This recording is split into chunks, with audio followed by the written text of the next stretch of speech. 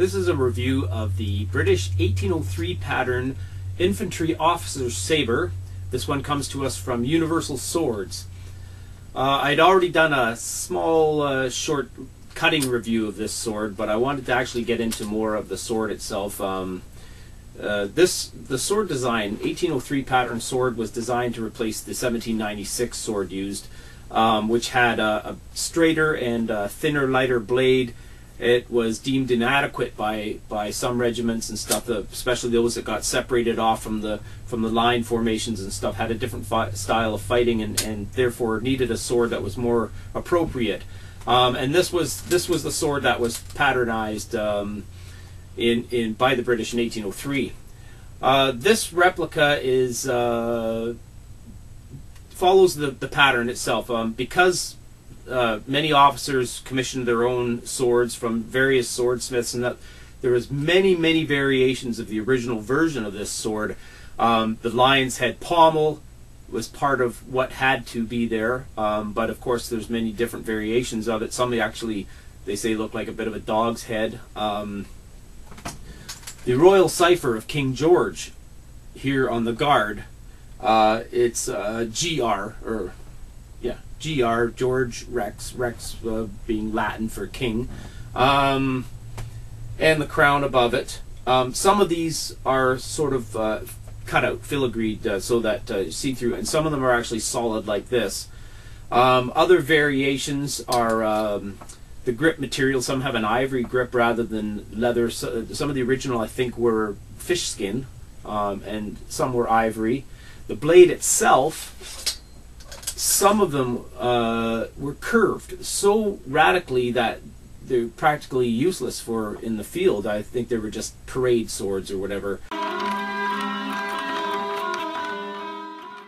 And some of the variations of this sword had no fuller. This one has a very nice long wide fuller.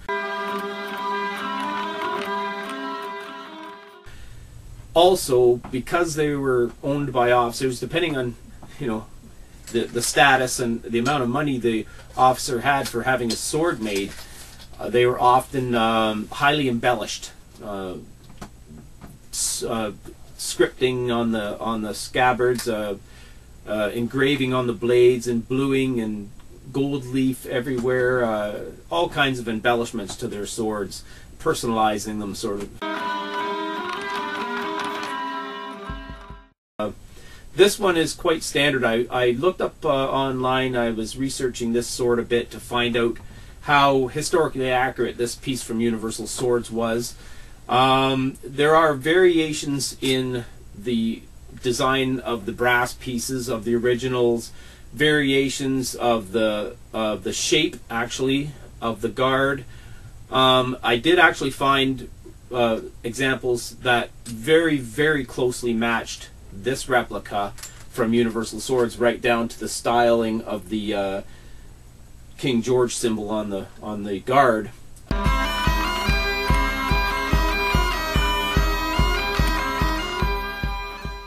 So this, you could easily say this is quite typical for, easily recognized as an 1803 pattern sword. We'll put it that way. This replica from Universal Swords is a high carbon steel blade. Now, Universal Swords does not export sharpened blades, so these are going to come unsharpened from Universal Swords. I had mine sharpened through a third party. And so I did a bit of cutting with it, and it's a very solid blade. It proved to stand up very well. The parts, the braided wiring around the leather handle, very nicely done. The peening, it's full tang, and then it's peened through the top of the head of the lion here, and the peen has been sculpted to conform with the mane of the lion, and I've seen examples exactly like that online, how it's done there. So that's very close to the way it is, pretty much exactly the way it was done originally.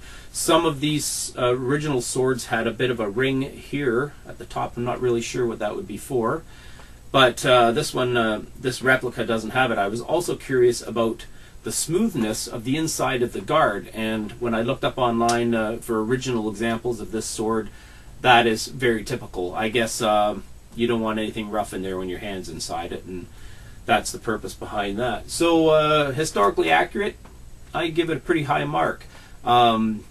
Construction, I give it a pretty high mark. Full tang, peened well, seems to be solid. I did some cutting with this sword, and it stayed nice and solid. The scabbard is leather, and with these nice brass accents, nice shape on the end, and some suspension rings, also brass. Seems to be very well made.